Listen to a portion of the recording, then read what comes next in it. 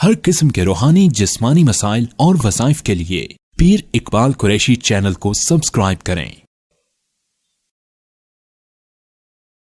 बिस्मिल्लाहिर्रहमानिर्रहीम।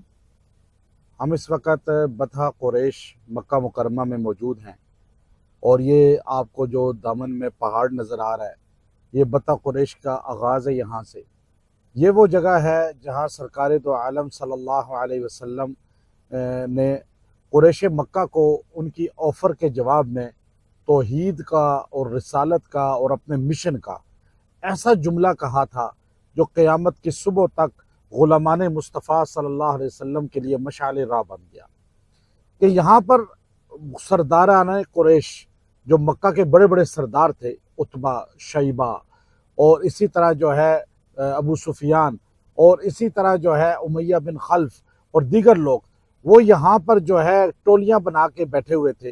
उन्होंने यहाँ मीटिंग की, इस जगह पे मीटिंग की। सारे बड़े बड़े सरदार जमा हुए अरब के। उन्होंने कहा कि मोहम्मद सल्लल्लाहु अलैहि वसल्लम जो है, जो तबलीग कर रहे हैं, वहदहु ला शरीक कह रहे हैं अल्लाह को, हमारे ये 360 बुत हैं, हम जिनको हाजत रवा कहते हैं, काबतुल्लाह के दामन में और इर्द गिर्द अंदर उन्होंने जगह जगह आवेज़ा किए हुए थे। ये बारिश देने वाला है, ये बच्चे देने वाला है, ये फ़लाँ हाजत रवाई करता है। ये अकीदा इस्लाम का नहीं है। अल्लाह ही है मुश्किल कुशा, हाजत रवा, और सब कुछ अल्लाह ही करता है। अब उन्होंने कहा कि मोहम्मद सल्लल्लाहु अलैहि वसल्लम के बारे में हम जाके मीटिंग में तय हुआ कि इनके चचा जो इनके बड़े हैं ख़ानदान के, उनसे बात करते हैं। तो अबू तालिब जो उस वक़्त ज़िंदा थे और हमारे नबी के लिए बड़ी कुर्बानियाँ दी उन्होंने, अबू तालिब के लिए हमारे दिल से दुआ ही इसलिए निकलती है कि अबू तालिब ने हमारे नबी का साथ दिया। जिस साल हज़रत खदीजा रज़ी अल्लाह अन्हा हज़रत अबू तालिब का इंतकाल हुआ, उस साल को हमारे आका मोहम्मद सल्लल्लाहु अलैहि वसल्लम ने आमुल हुज़्न कहा कि गम का साल है ये, कि दो बड़े आपके लिए तसल्ली के और आपकी तवज्जो और आपके मावनीन दुनिया से रुखसत हो गए। अबू तालिब के विसाल के बाद कुरैश मक्का खुल के आपके दुश्मन बने और फिर आपकी जान लेने के दर पे हुए, फिर आपको हिजरत करनी पड़ी। तो अब यहाँ सरदार जमा हुए, उन्होंने आपस में मीटिंग की, चलो अबू तालिब के पास चलते। अबू तालिब की खिदमत में गए, जाकर कहने लगे, ए अबू तालिब, आप अपने भतीजे को कह दें कि तुम शादी करना चाहते हो तो हम मक्के की खूबसूरत तरीन, अरब की खूबसूरत तरीन लड़की से आपकी शादी कराएंगे और आप उसके साथ अपनी ज़िंदगी इंजॉय करें, आप ज़िंदगी गुजारें। आप जो इतनी बातें करते हैं, कोई भी ऐसी बात किसी ने नहीं की इतने सालों में कि हमने सुना नहीं कि वो कहे कि लातो उज़्ज़ा कुछ नहीं, बाप दादा हमारे गुमराह थे, तो हमारे बाप दादा का दीन गलत है। अब्दुल मुत्तलिब जो है वो और उनके बाद जितने हैं वो उनको सारों को जो है ये जुटला रहे हैं। तो उस पर आप सल्लल्लाहु अलैहि वसल्लम के चचा को उन्होंने ऑफ़र की कि आप किसी भी लड़की पे हाथ रखें अरब की खूबसूरत तरीन, हम शादी करा देंगे। दूसरी ऑफ़र की कि आप सरदारी चाहते हैं, आप बड़े बनना चाहते हैं ना, तो शायद आपका ये नीयत हो कि आप इसलिए अपनी अलग पार्टी के किस्म की बना रहे हैं, तो आप हम सारे मिलकर अरब के लोग आपको अपना रईस बनाते हैं, सरदार। अब अल-बिदायत व निहाया इमाम इब्न कसीर लिखते हैं, तबक़ात इब्न साद में लिखा है ये वाक़या, और इसी तरह अल्लामा ज़हबी ने बाकायदा इसको जो है नकल फरमाया अपनी किताब सियर अलामुन नुबला के अंदर भी।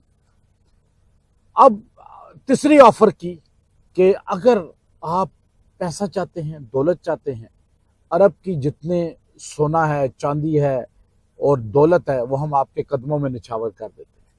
3 ऑफ़र्स हैं, लड़की से शादी, सरदारी या दौलत। अब इंसान दुनिया में जो घूमता है, इन 3 चीज़ों के गिर्द घूमता है। हम चाहे सियासतदान है, चाहे वो आवाम है, चाहे कोई मर्द औरत है, हर इंसान ये 3 चीज़ों को चाहता है और इसी के लिए वो तगो-दो करता है, चाहे सियासत में आता है, चाहे वो कोई और पार्टी बनाता है या कुछ भी काम दुनिया का करता है। अब इस पर जो है अबू तालिब ने कहा कि मैं अपने भतीजे से बात करूंगा, आने दो। ये वो जगह है जहां मैं इस वक्त मौजूद हूं और ये बतहा वो वादी है, बतहा कुरैश इसको कहते हैं। ये कुदई से बहुत करीब है, हरम की तरफ से, हरम आपको यहाँ से नज़र भी आएगा। तो अब आप देखिए جب محمد صلی اللہ علیہ وسلم اپنے چچا سے ملنے گئے، ابو طالب نے کہا بھتیجے میرے پاس آؤ۔ ہمارے آقا محمد عربی صلی اللہ علیہ وسلم چلے گئے تو ابو طالب نے کہا بھتیجے آج سرداران قریش آئے تھے، عرب کے بڑے بڑے سردار جمع ہو گئے، انہوں نے آگے کہا کہ آپ اپنے بھتیجے کو 3 آفرز کریں، اب وہ ان میں سے کوئی ایک قبول کر لے، ہم تینوں کو بھی ماننے کو تیار ہیں، تینوں پیشکشیں، ایک بھی قبول کر لے، بس ہمارے خداؤں کو برا نہ کہے، ہمارے معبودوں کو برا نہ کہے۔ تو ہمارے آقا حضرت محمد صلی اللہ علیہ وسلم مسکرا دیے، فرمایا چچا میں جو تبلیغ کر رہا ہوں جس رب کی، تو مجھے جو کلمہ دیا گیا ہے اس میں پہلے ہی لا ہے، جو لا کہا وہ لا ہوا، خود لا بھی اس میں لا ہوا، جز لا ہوا، کل لا ہوا، پھر کیا ہوا؟ اللہ ہوا۔ انہوں نے کہا میری تبلیغ کا آغاز ہی ہوتا ہے لا سے، نفی سے، ہم کیسے غلط کے ساتھ اتحاد کر سکتے ہیں؟ اتحاد بین المسلمین تو ہوتا ہے، اتحاد بین المسلمین والکافرین نہیں ہوتا۔ آپ کہتے ہیں جی اتحاد کریں، باطل آپ کے ابو بکر کو نہیں مانتا، آپ کے عمر بن خطاب رضی اللہ عنہ کو نہیں مانتا، اور آپ کہتے ہیں اتحاد ہو جائے، کیسے ہوگا؟ ہم امام حسن کو مانتے ہیں رضی اللہ عنہ کو، وہ بھی ابو بکر صدیق رضی اللہ عنہ کو مانے، وہ تعریف کریں ابو بکر صدیق رضی اللہ عنہ کی، ہم تعریف کریں گے حضرت حسین ابن علی رضی اللہ عنہ کی، شیر خدا علی المرتضیٰ کی، ہم کرتے ہیں، کیوں؟ وہ ہمارا ایمان ہے۔ اب اتحاد تب ہوگا جب وہ ابو بکر رضی اللہ عنہ کی تعریف کریں اپنی جگہ، ہم اپنی مسجد میں تعریف کریں گے شیر خدا علی المرتضیٰ کی، تو پھر اتحاد ہو جائے گا۔